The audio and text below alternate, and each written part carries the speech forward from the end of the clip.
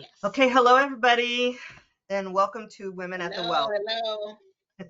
Michelle Gipson here. We've got Carolyn Bonner hosting today, and today we have back with us Cherrie Lawson, Dr. Jessica Gipson, staff psychologist at Napa State Hospital, and special guest, I'm sorry, not doctor, she corrected me earlier, Pamela Smith, and she has so many accolades. I'm just going to let her just briefly tell us all of your accolades and what you do. Well, basically, I'll keep it simple. I'm a licensed clinical professional counselor. Those accolades are there because I do EMDR as well, some perinatal stuff. I've got some certifications in, as well as some trauma. My specialization is trauma. It kind of encapsulates lots of other things that I think our people find ourselves challenged by. And so it's just a specialty of mine. I also am a volunteer counselor at a rape crisis, and I do men, women, boys, girls, all ages. Okay, wow. Well, thank you That's so much awesome. for that, and thank you for Mhm. joining us today. So, Mhm. last month Thank you. we talked in general about depression and mental illness. We quoted the rapper Kid Cudi's Twitter statement explaining Mhm. how he battled severe depression and anxiety for years. And since we last taped, we heard in the news of the apparent suicide of entertainer, dancer, DJ Stephen Boss, also known as Mhm. Twitch. Some say that Twitch suffered from anxiety over financial issues, and some say it was depression. And I was Mhm. having a conversation with a doctor about anxiety and depression. And in my mind, anxiety and depression are emotional disorders which are different from mental illness. And I was told that I was looking at it incorrectly, that I shouldn't separate the two. And so I know we defined depression and talked about some disorders during our last discussion, but can we do a deeper dive into disorder versus mental illness? Are they the same, Mhm. different?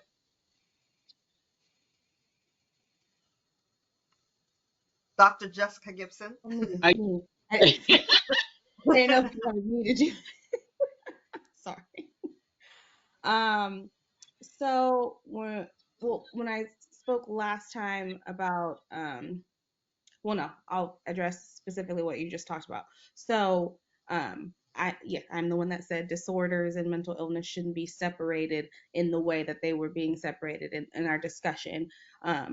But I think a lot of people, especially people who aren't working in our field and just don't generally know, disorder is just the more taboo way to look at it. Like, oh, you're broken, you have a disorder.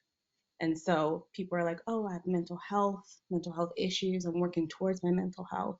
And so I've heard in my experience that mental health is, seen as less stigmatized. And so there's a lot more separation Mhm. when people are talking about it. But mental health disorders or, disorders, mental health, they're all together. It's just big umbrella. That's why we have the DSM, which is what I spoke to last time. It's like our guidebook, just full of disorders, but they're all disorders and mental health issues, if that makes sense. Please ask questions if it doesn't make sense. so you're saying, just so I'm clear, so you're saying that this all comes under the same umbrella, but it still is, if we say disorder or however we're using it, it still is under mental health. So it is considered to be a mental health issue if you're suffering from, Mental health depression, disorder. anxiety, all of that is mental health. Mm-hmm. Period. Okay. Mm-hmm. All righty. Because you are right. I've always looked at it like, depression does not mean that I have a mental health issue. I'm just depressed due to whatever the circumstances is. I never looked at it as it being under the helm of mental health. So that's And good to know. And I I didn't want to think of it that add, way. you can have symptoms of a certain type of disorder and not be diagnosed with a disorder because you don't meet full criteria for the disorder. So, just because somebody is, they lost somebody, and they're experiencing, bereavement symptoms, and we're not going to just go ahead and label them depressed because they've been sad for 3 days and they're sitting on the couch. That's not what I'm saying. I want to make sure that is very clear. Okay, I had in my own personal experience after the loss of my mom, I thought I was experiencing depression. Hmm. So when I went to a counselor and we were talking after I cried for 60 minutes, um, and she, and as we were talking more and more, she said, what I was experiencing wasn't even depression, it was grief. And I had Hmm. kind of combined the two things, because I thought they were. And Hmm. and she was like, Carolyn, you are grieving, you're not depressed. She didn't go into like, you know, the difference of depression and grief. We just kind of dealt with why I was sitting there, what I was going through at the time, and that kind of thing. But it lasted so long, like a year and a half. In my mind, of course, I'm supposed to recover quickly because that's me. And then realize that you just don't recover in like a couple of days. And because it went a longer period of time, I just defined it as being depressed. It's interesting you mentioned that, Carolyn, because I know also in talking to people, and as I at one point in time had it compartmentalized in my mind, when I think of mental health, that could encompass a lot of emotions. So the strength of emotions you were talking about, when people talk mental health, it not only is it a euphemism, but it seemed to be a category of I'm sad, I'm very sad, or just feeling down, not a diagnosed type of thing where disorder was a umbrella term for a diagnosis, whether it's schizophrenia or bipolar or something in that space. But I think that's part of the challenge as we use these terms in just general lexicon. They can mean different things depending on the situation or even the person doing the speaking. Mm. Yeah, and Cherie just added another term. She said mental health. So there's disorder, mental health, and mental illness.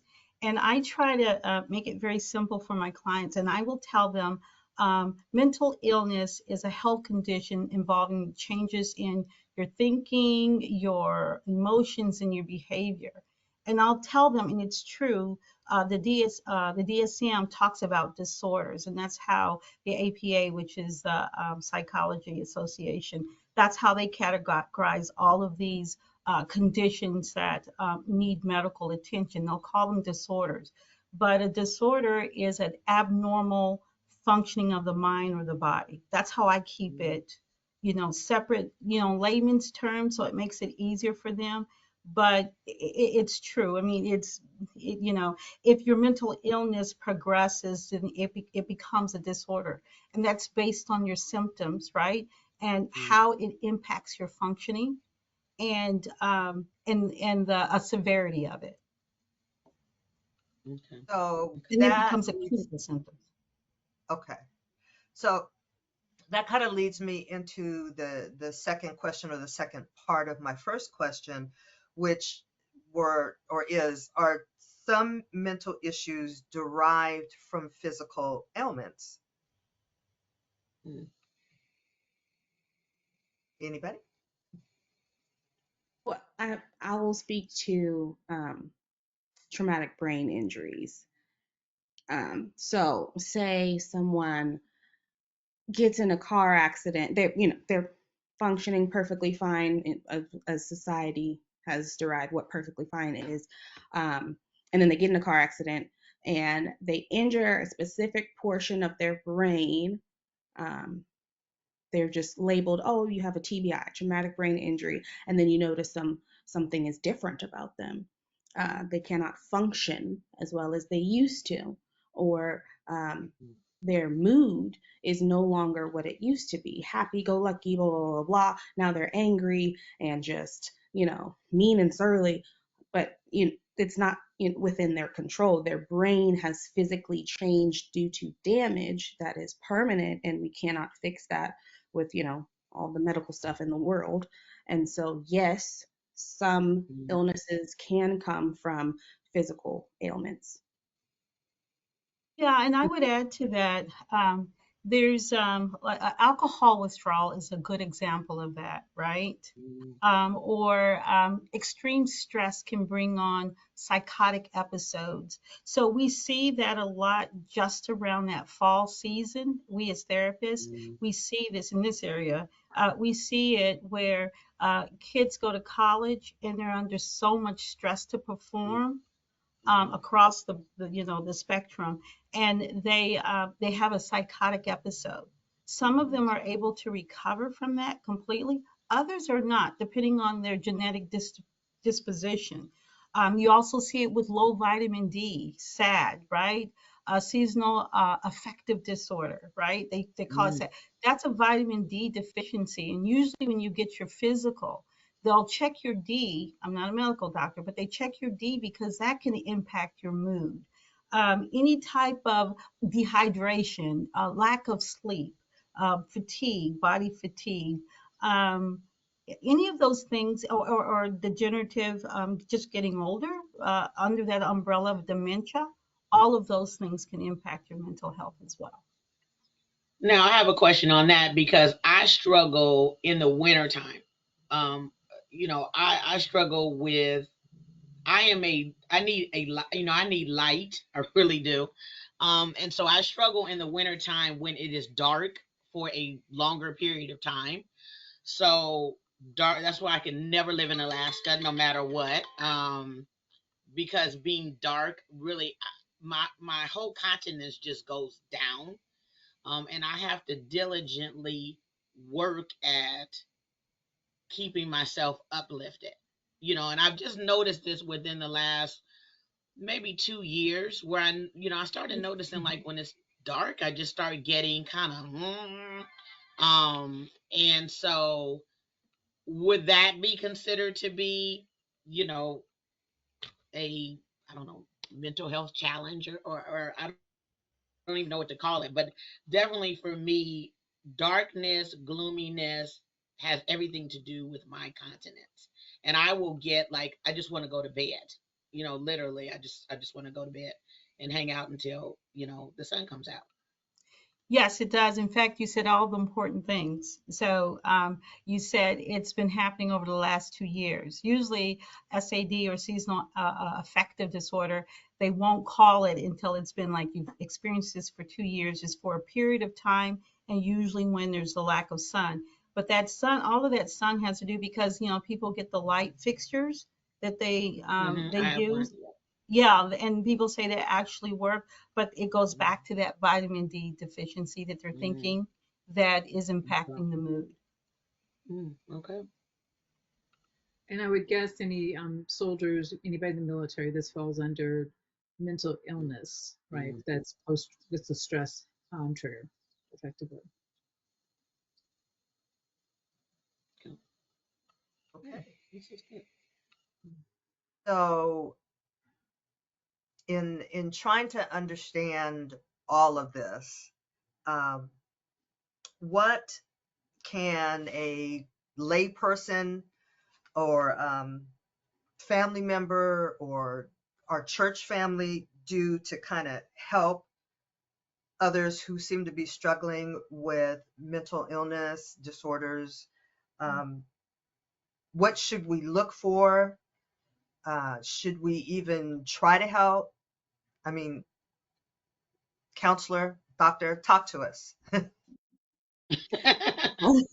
I kind of spoke to this during our last recording.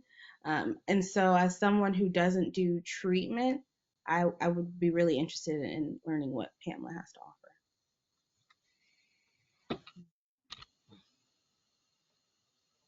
offer. Okay, so as lay people or as friends and families and loved one or people in the ministry or in the church, all of those entities, I think it's important when you start to see when someone is in trouble, and it's outside of your scope, I think that's when you, just like Carolyn spoke of, someone suggested to her, that maybe she needs to seek help. I think having a supportive friend, and I think it was Jessica that talked about empathy and sympathy last time, being empathic to people when you can be, and being sympathetic. Um, but if it's an actual disorder, or they are progressing in a mental health issue, meaning that, and what we look for, and what the layperson can look for, and you can look for it in yourself as well, when it starts to impact your relational entities, your occupation, your social, and if you're a child, or college age person, your education, the intensity of how much it's impacting that, affecting those roles in your life, that's when we start to look at it being clinical symptoms. So we look at problems, and we look at symptoms. We get really involved when we start seeing clinical symptoms, because those are different. It means there's a significant impact it's having on the role that this person's plays in their life. And from there we go on. And I'll give you a quick example of something that has not been categorized as a diagnosis yet, but this is where lay people can get in trouble when they're not knowing what they're seeing. I don't know if you've heard of misophonia. And it's one of the, okay, misophonia is when sounds, normal common sounds, irritates a person. And you can imagine someone saying, if someone says, oh my gosh, so and so's chewing is driving me nuts, and it's like, okay, you need to calm down. But that's actually an issue. Oh, wow. And they're having a hard time figuring out where it's a lifelong condition. You can control it with specific treatments, right? Within, the medical model of therapy or psychotherapy. But that's a perfect example where someone may say someone is just difficult. I mean, people cannot not chew, but believe it or not, it is really a biological reaction that they have. And they think that somehow the brain interprets sound differently, and it triggers the body in a flight fight response, because those people become very agitated, and they can actually be aggressive. So that's an example of something where, if you're not sure what you're looking at. Well, so how do you determine whether it's a real issue or if someone is just getting on your nerves?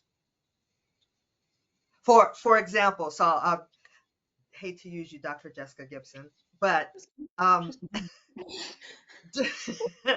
but this is real, right? And so Jessica loves to sing and she loves to hum. And, you know, if I'm around her for any length of time, now that she's out of the house, and she starts singing or humming, sometimes it just gets on my last nerve.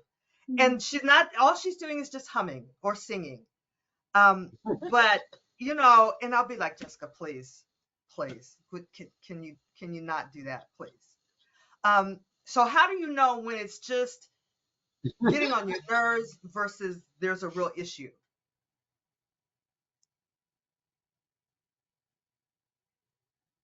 Oh, me. That's interesting. I'm looking at both Pam and Jessica on that one. As someone Right. who's Well, been I mean, around she you, was. yeah, no, I don't think it's a real issue for you. I just think, I annoy you. No. And as a child, that's fine with me. I'm gonna still sing, but it's okay. And I know, and you did. You just kept on. You just ignored me. It's like, okay, mom is white, whatever. But Yes. but Um, just in using your example, Pam, and thinking about how someone might just be doing something that's just kind of normal to them, mhm. where does it cross the line from just, in that moment, I'm not really trying to hear her, as opposed to there's there's something really wrong with me and I don't know why it's bothering me so. Yeah, and I think that with most things, it's the level of intensity that we see a response. Someone with misophonia will actually, I mean, they'll tell you, I mean, I'm ready to really, I mean, I have to walk away to keep from striking the person, or Mhm. saying some horrible language, using some horrible language with them. And so, like with most things, it's like we can all get even, it doesn't matter what it is, we can get angry, but we start having a problem with our anger, and we need some anger management intervention when it's over the top, right? And that's where we look at that intensity. And sometimes it's impacted by the person's level of functioning, right? If I am very stressed, I'm at a low level of functioning, my tolerance level may be very low.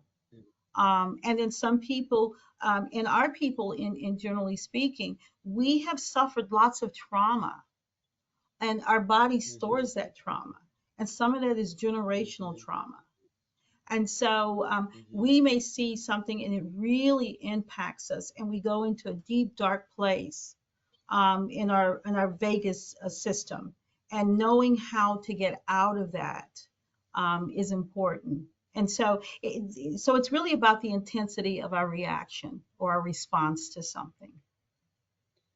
I want to share, and sometimes I do feel that going through menopause, since I'm at that age and I am truly going through it, that there is some behavior that I know that I currently have that can be unreasonable. For example, I could be coming in and Kenneth could already be home. My husband could already be home and he could be watching something. And I all of a sudden get mad because he's watching the show I'm not interested in. Now, mind you, the man was at home an hour before me, and I immediately go into like a just like I almost can't control myself. What are you doing? Why is that on? And I just, like and he's looking like, okay, like what's going on? And the more he engages, the madder I'm getting. I'm just getting like just mad because I just want him to turn off this show, and it just doesn't make any level of sense. But I am at a place where I almost just cannot control my reaction to him watching something that I'm not even interested in. And so, and now he's better. It used to be it would be like this big argument would happen. Now he just kind of responds by turning off the TV and going in another room. Like, okay, you're kind of tripping out, and you know. And then he goes in another room, and then I sit there and I think, okay, Carolyn, what in the world were you doing? I like it wasn't even really logical. It was just at that moment to me, I didn't want him to watch that show, and that was it. Like just turn it off. Um, so those women who are watching that are also experiencing, I think sometimes in rash behavior, as your body is going through some changes, that's a very real thing at the time. And then of course I had to apologize and say, I am sorry, you didn't do anything. I have no idea, I just did that show, got on my nerves. It just why were you watching it? It doesn't make any sense. And now I can say I just appreciate you going with me on this because I know I kind of lost my mind for a few minutes. And he's like, okay, I'm kind of used to it. But in the beginning, because he would feed into me being upset, it would end up being this whole big old thing over a TV show, which you think is a very minute thing, but where I was sitting at the moment, it was huge, you know. So And also So, as I think as we're looking at other people and other people's behavior, whatever that may be, sometimes being sensitive to where they are, even though it does not make any sense. But just kind of not always necessarily needing to talk, but just kind of like, okay, they're in this place, and I'm just going to kind of be still. Um, Instead of always trying to fix things sometimes, or needing to respond. Jess, I think um, you were going to say something. yeah, I was just gonna say, I think it's important to remember or notice the fact that you are able and high functioning enough to know what was going on for you, reflect about that, and then come back to it in, a rational mind. And some people are not able to do that. And that's when we're talking about, like, this is a little bit bigger than me. I can't help. But you are able to do that for Mhm. yourself. So those types of situations, your husband supports you, that's fine. But when it's beyond that and way more extreme and they cannot come back to baseline homeostasis, that's when they Mhm. need a little bit more help than what you can give them. Okay. Mhm. All Mhm. right. So I want to, if there's no more comments on that, I want to kind of shift a little bit, um, and talk about, um, children and issues that we may not notice, but there's something kind of definitely something off, and just talk about that and how to address that, how to recognize that, because sometimes, things are off and we'll take our kids to the doctor, and, I've seen it a lot where they'll just be like, oh, they have ADHD or whatever, and just put them on some sort of medication. And it may not be, um, that they need that, or then it may be, I don't know. Um, but can we talk about that a little bit, and, what to look for, and, again, uh, how we can help as family members, as lay people? All right, well, actually, I'll share. So I have three boys, and my middle one, when he was in preschool, um, he was identified as being very bright. But this particular school we were at, um, Trent would go through these intense emotions, and as a mom with three young kids, you're in the moment, right? So not everything is identifiable as something, because you're just kids have high energy and you're just dealing with stuff. Um, but then when you get to a point where, I pick him up from school and he just doesn't want to leave, and not the typical I don't want to leave. He's coloring, and he's into this coloring so much where he wants to throw a temper tantrum if he stops the coloring. Now, after 5 or 6 times, and, as a parent, you're like, okay, I said it's time to go, but he's going to lose it. So the line between the kid just having an issue with mom says it's time to go, with there's something else kind of going on. And so literally it took, and I just didn't see it, right? So, and at some point the school, we want to talk to you. We think there's something going on. And, as a parent, you get very defensive, right? Because, not my child. Um, and I was thinking, not my child, he's the only black child here. And, there's something, it's you guys, it's not me. But when they start suggesting things like, well, does he, maybe he has Asperger's? Have you had him tested? So it was really hard to, um, I guess, even put any grain of validity with someone else's interpretation of what me as a parent just thought was, I have an intense child who just doesn't want to leave when he's in the middle of something. But it became he didn't want to shift from certain activities, and it took a bit to kind of get to that. And in fact, probably the big markers when, at the end of that school year, they basically said, they invited me not to come back, and they left him like an envelope in his cubby. I'm like, what? So, but sometimes it takes a very extreme situation for a parent to, um, something's going on and somebody's trying to give you a message, and you need to be open to having a conversation. So eventually we got him tested, but it was a journey for me.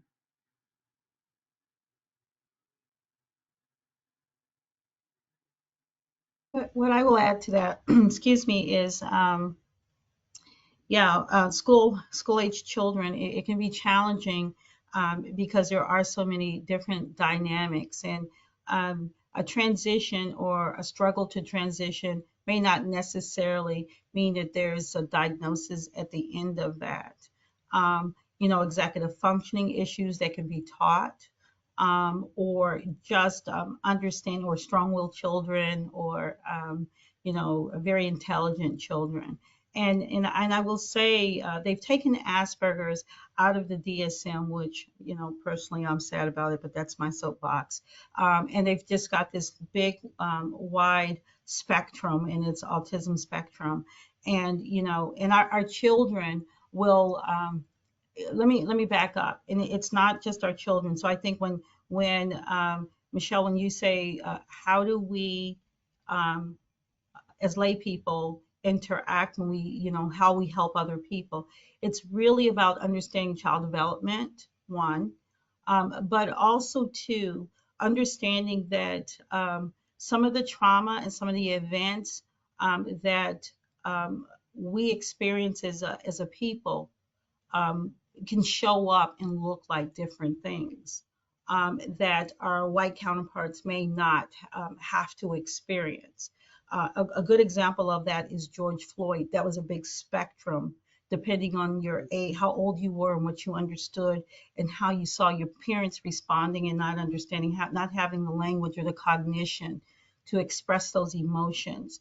And so when that is not available for our children, sometimes I'm talking about they're just developmentally, they don't have a frontal lobe that's developed. They don't always have the language to express what's going on. A lot of times we get categorized with these disorders that they don't have. And so being aware of that and like you said, you know, busy parents, busy families, it's not like no one's trying to pay attention, but there's just so many things going on at the same time. Now, having said that, if I get a child in, you know, my itty bitties, that's what I call them, like 4, and I try not to go younger than 4. But when I get my little itty bitties in, if I see something, I will go to the pediatrician first. Have the pediatrician rule out anything that's medical. And then if I continue to see something that I feel that we cannot, you know, change with, you know, some parenting structures, and I'm not saying bad parenting, I'm saying parenting structure, expectations, what do they look like, modeling that a social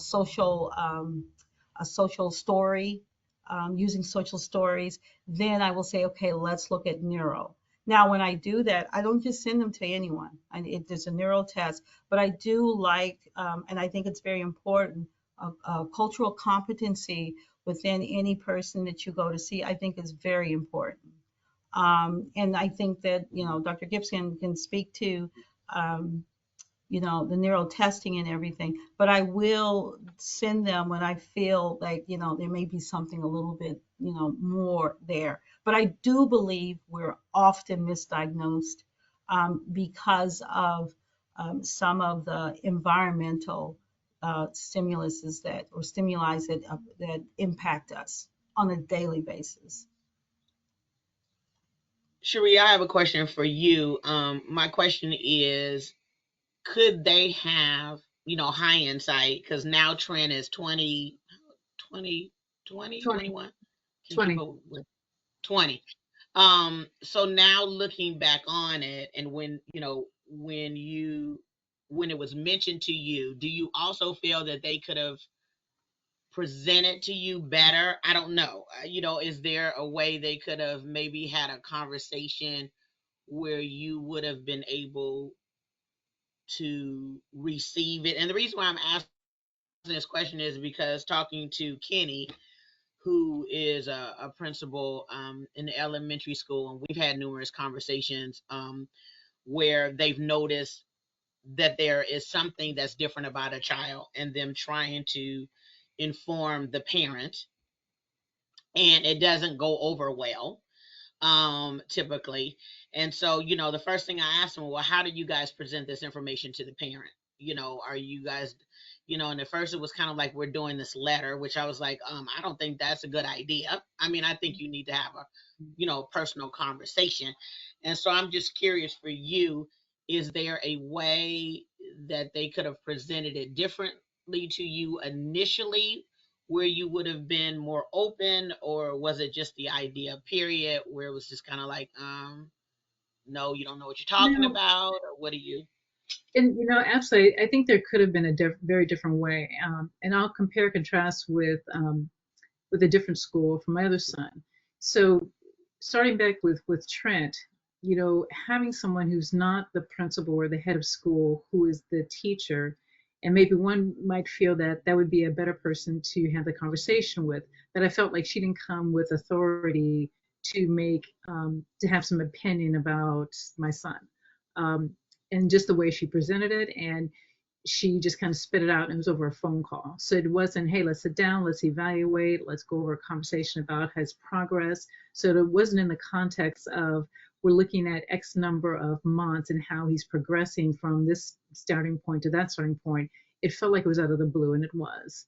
So when I say I compare that to a different school for my youngest, because at the time he was like 2 or 3 years old, they specifically up front, before even really knowing him, and this is what they do with all kids, here's what we do as an evaluation. We take all of our children through X. Here's the markers that we look at from 1 through 50, and we do this every X number of months. So at the end of a year, what have you, when they present something to you that says, okay, he's marked here and here, and on average, this particular situation is always off or what have you, and I tend to look at data. So to me, that feels like it's not an opinion. It's more based in observation of something that's happened over a period of time.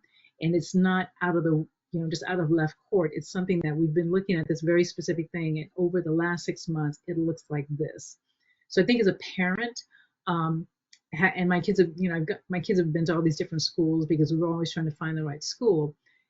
When schools have a model or a methodology of, I guess, taking your children through an observation or looking at characteristics or looking at whatever it is, but you have data to back up what you're saying in conversation from whether it's the head of the school or someone who has validity and being able to express that opinion, that just has a better approach in conveying that to the parent versus out of the blue, a phone call, etc.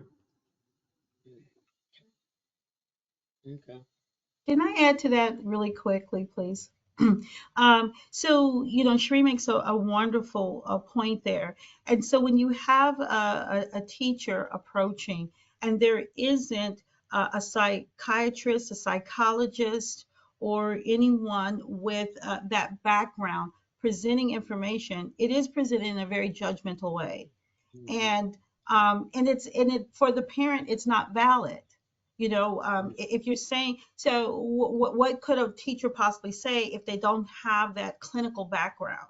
Your child is not behaving like the others. Well, my child's not like the other, whether it's race or not, or culture. Right. But by the same token, my bad, that's their bad on the school system, is that someone with a clinical background should have spoken with her in clinical terms and presented the information. And I think that that's really a problem. Now, having said that, there are different district and school systems that are more open to Yeah. treatment Mhm. because you open up a can of worms and now you've got to treat. And so, it's sad to hear that a teacher presented that information. So I just wanted to make that point. Mhm. Mhm. Yeah, I wanted to add this specific piece to this conversation because we have to look at the holistic view of these systems. We have this family, and then we have this school, which is influenced by society, county, regulations, all this stuff. And especially if you're in a public school setting, they're not going to have any of those resources. So they're No. going to have this teacher with no training being like, your kid's bad, fix it. Or figure it out because we're going to kick your kid out of Mhm. school like Cherrie just said, right? And Mhm. then you have a mother or father who cares about their child and is like, no, my kid is fine, it's your problem. and Mhm. and so if we look at it like a system, there's issues going on in both systems, but neither one of them is fully educated on the subject. And so we're just having this little ping pong back and forth of bad kids, not enough treatment. But, they're not all bad kids. They just, they need the specific support, and this other system isn't set up to Right. support them Mhm. the way they are supposed to be. Right. So, like Miss Pamela said, it's sad, but this is kind of the world we're living in. We have Right. IEPs, and there's so many little number of school psychologists, and who's going to like pay for all of these services for this one kid? Right. The county doesn't Yeah, want to. and I think it's important as we educate our audience is to ask if they have those things and ask in writing. Mhm. Do you have within the district, or can you borrow from another district, someone who can do an evaluation? You can ask for it. If they don't have it because that particular district doesn't have the budget, that's one thing. But I would ask for it in writing because just as both Cherrie and Dr. Gipson said, a particular school system may not want to spend the money that way. Hmm. But there are laws, federal and state laws, that support, not leaving these children behind.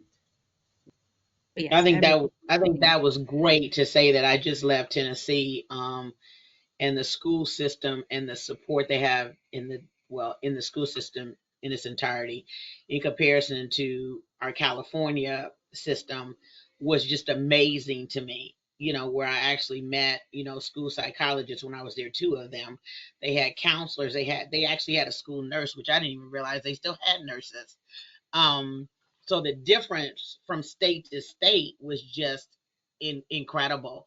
But Pam, I think what you said was really important in that getting it in writing and for parents to understand it's okay to ask these kind of questions, and to ask for more information and just kind of to ask that, which I think is, if it comes in a form of an email or even a text message to get something in writing. We don't want to just go with, oh, you got to do a letter because maybe you just, can't do a letter or won't think to do a letter, but to get it in some type of writing, whatever form that may be, requesting this information is great. It's just that's great information. And so I think before we even get to that point, because we may not live in an area like Tennessee that has all these wonderful things available to the school. Um, Right. so as a parent, what my takeaway is being extremely observant, being involved with your kid's school, um, with the teacher, asking lots of questions, Mhm. just being aware and noticing things. And once you start to notice things and be aware of some things, then you can take the next step of um, seeking help. Is there a counselor? Does that school have a counseling system or a counselor on site? Is there in the district? Is there something available? Um, just making sure that you are having conversations with your teachers, with the principals, and with your pediatricians, with your kids' doctors.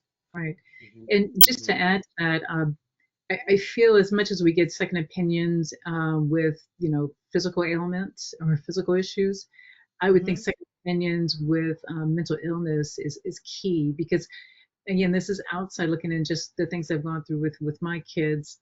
Everybody brings their own perspective and lens and biases and what have you to any diagnosis, right? And I am at the point where I'm not even sure the tests that do evaluations are agnostic, so second opinions, based on what I know now, I think are just as important with anything related to a diagnosis. And I don't know if you would agree, Pamela, Dr. Jessica. Yep. Yeah, I think so. And I want to tag on to something Michelle said. Also, too, as a psychotherapist, clinical mental health counselor, whatever you want to call me, I will go into a school system. I will call the school system. I will do an observation. If there's no one there to do it, I'll do it. I'll go and do it. Because I think it's important if they don't have the resources, then you can seek outside resources. And that's one of like when we talk about, how can, lay people in the church get involved? It's just being a resource sometimes for people to say, hey, Mhm. did you know that you can contact the therapist, and that therapist can go into the school system. Of course, there's releases signed and all that other stuff. But and so if the school doesn't have it, get another professional to advocate for you. And so it's 20 years ago things were different, and so we're at Mhm. this point now where these things are available, and I think we need to be educated about it. And so when we talk about how can family, lay people, friends, or whomever, it's really doing the 6 degrees of separation, right? You can get to anyone, they say, through 6 people, right? And so having a network of people that you can ask, even if the person is not in state, they may know of someone. Right. And so I think that that's a valuable resource to have, and that's how friends can help support. And I if think you that's a brought your great. child, yeah, excuse me, if you brought your child to see me and you have health care, then it would pay for that health care. Just so you. Mhm. No, I think that's fantastic, and I think churches have to not be afraid to have conversation, private conversation. So let's be really clear that if we are noticing something, now mind you, some of this comes with relationship where everyone's not going to necessarily, especially if they don't have a relationship with you, they're not going to be okay with you coming up and saying, I've noticed some behavior issues, but I think it's important for us to do better at having relationships with people in the church, and not just look at them as people in the church, but looking at them as an extension of your family. And as we notice something, having a private conversation, which will mean between you and whoever the parent or parents are, privately, to ask if there is a way that you can support. So not go in saying, I noticed that something seems to be wrong. I think go into it with, I'd like to support you, and this is why I'm saying it, and kind of address it in that way, and then have it as a private conversation. And when I say private, I mean the two people or the one person that's in the room. That is it, and that is all. And I Right. think we have to do, and I'm gonna say we have to do better as a church to be more private and not necessarily share. When you enter into conversations like that, no, it's just between the two parties, and I can't be any clearer than that, because oftentimes, we want to share conversations, and they shouldn't have been shared. That's a Right. delicate topic. And so once again, we're going in the spirit of love. So we're not just going just because, we're going in the spirit of love and in the spirit of help. Yeah. And I Yeah. think we need to be mindful of going in that way. Yeah. And Carolyn, I was going Go to ahead, add one Cherrie. thing. Yeah, because you and I have talked, because I volunteered at my church as well, and there have been people. So helping in church, I think, is hard in many ways, right? So we come at it from a place of Very. heart to support and help, and the intent to meet people where they are, and what people bring when they're coming to church to deal with all sorts of things. We don't always know the full history of what they're bringing, and any type of help they're looking for. Because Carolyn, this conversation I've had with you with someone I was trying to help, and Mhm. it took a bit of time to identify. And you're like, sure, there's something else going on there. Where I was thinking, oh, she just needs financial help. And you're like, no, it is much more than financial help. So how churches can help without having the background and the specialty, understanding that everything's done in confidence and private, but it's still that fine line of churches are a great place to help, but churches just don't always, the volunteers don't have the specialty to diagnose or know that there's something more than just a little bit of financial aid necessary, right? So how Right. do I churches think have a place to do that? Yeah, I think when we Carolyn, had. Go ahead. well, I was just Go going to ahead. say, when Carolyn, when you were talking about it comes through relationship and being private and having those private conversations.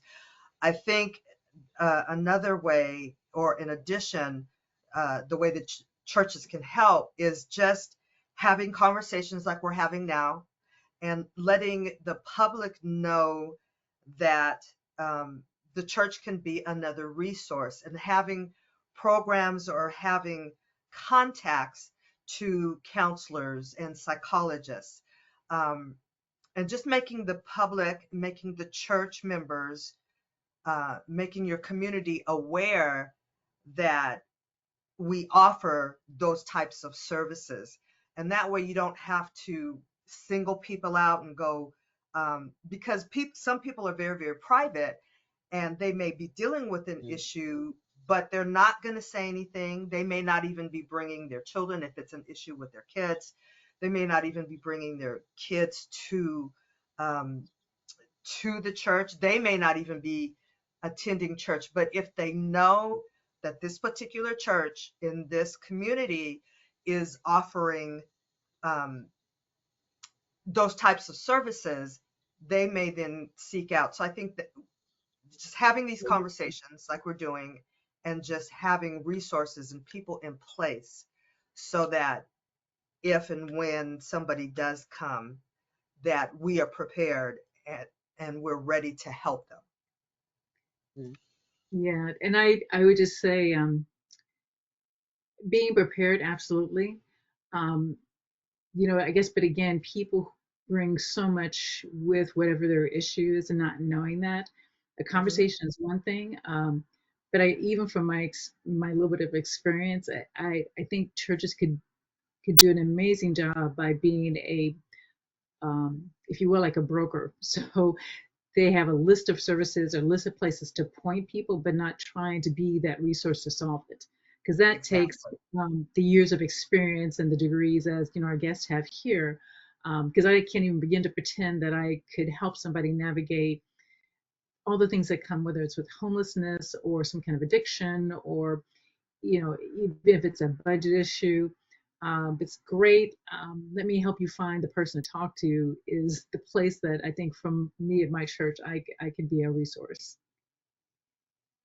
Yeah, Cherrie, I No, think I you think make a. that's a go ahead, Pam. Oh no, I was going to say, Go ahead, Pamela. Cherrie, I think. Okay. I think Cherrie, you made an excellent point there, and I'll make this really quick, Carolyn, so you can make your comment as well. But a lot of times, just like community mental health, the church is the last stop for chronic illness, but it's also the first stop too. And so, a lot of times when you get people that show up with issues, they're acute and they're chronic, and and they're big, and that's when you get into some of those mood disorders that can be very, very challenging and problematic to handle, and even therapists find it very problematic to handle some mood disorders. So good point, Cherrie. I think exactly. I think the church would function better, my opinion, being that spiritual support, but those clinical issues is to have a list of resources which they can point people to.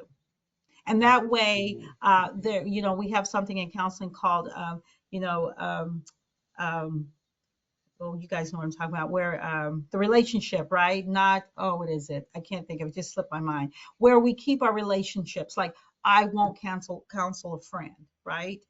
Dual relationships. That's what I was trying to say. You don't want to get into a situation with dual relationship. Here's where I go get my spiritual, needs met, but now I'm mad at so and so, so I can't go there. So that's why it's nice not to have those dual relationships. Yeah.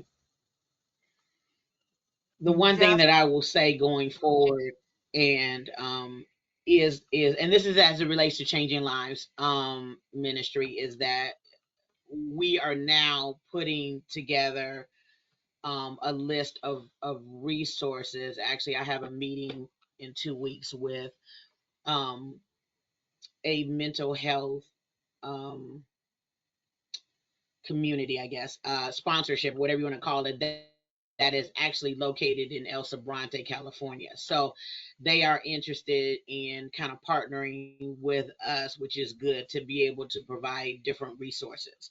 So I think churches have to make a conscious effort, and I'll speak on changing lives, that we are working for having a bank of information output as it relates to um, uh, resources, as it relates to mental health, as it relates to homelessness. We were blessed a couple of months ago where we had some ladies come and we had no idea that they were actually homeless. And they end up having a conversation about some other resources area, um, to address, people that are homeless and the need and those things that they need.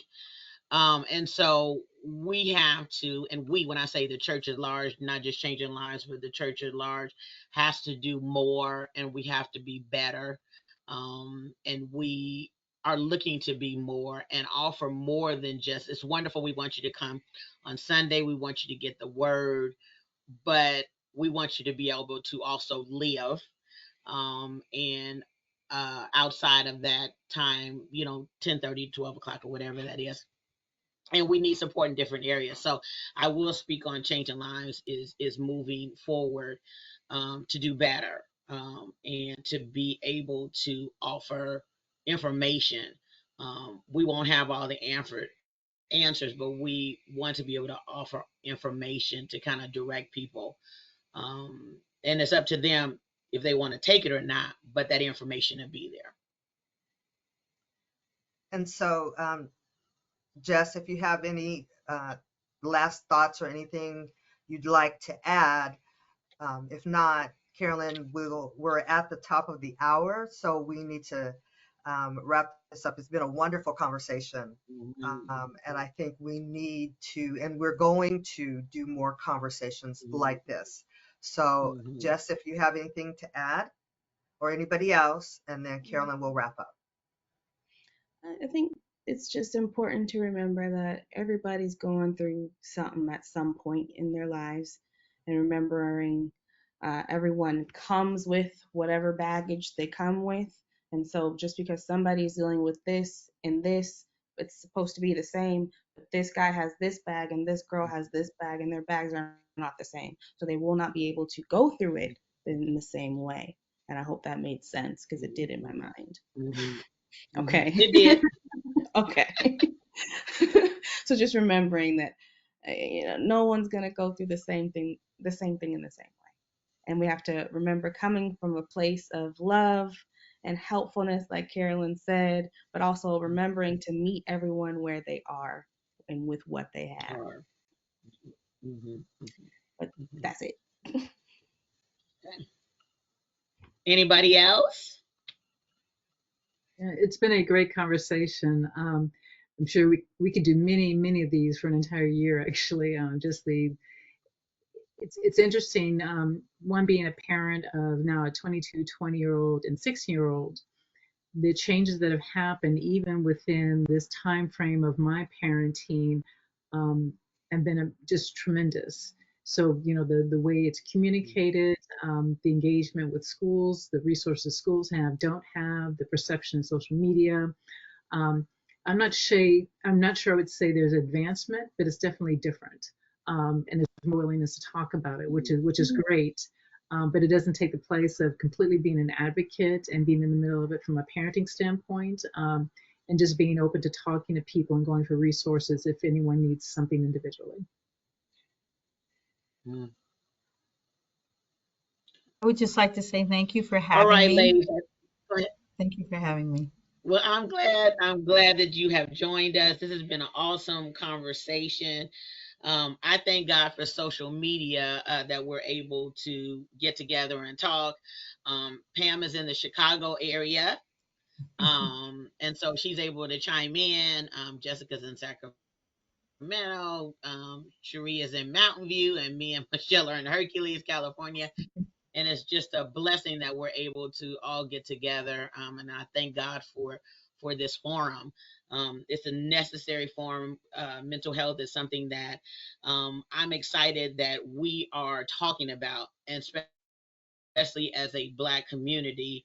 And I'm excited that we're talking about it as believers in Jesus Christ, because it's just something that as I grew up, you didn't talk about this at all.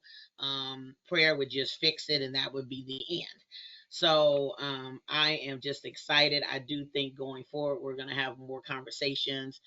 So get ready. You guys will be getting emails again that we're going to do a part 3 or part 5 or whatever it is. So I thank you guys so much for your presence today.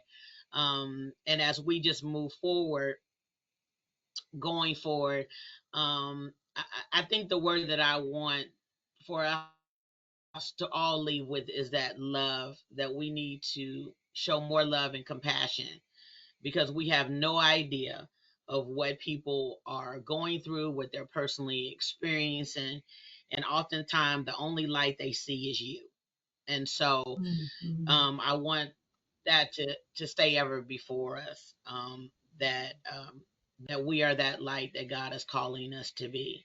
And I know that we personally have our own issues that we are going through, but He will give us the strength to be able to encourage and show love to others. So God bless you guys for joining us, and we will see you next time. God bless you all. All righty. Thank Thank you, you. ladies. Yeah. Bye-bye.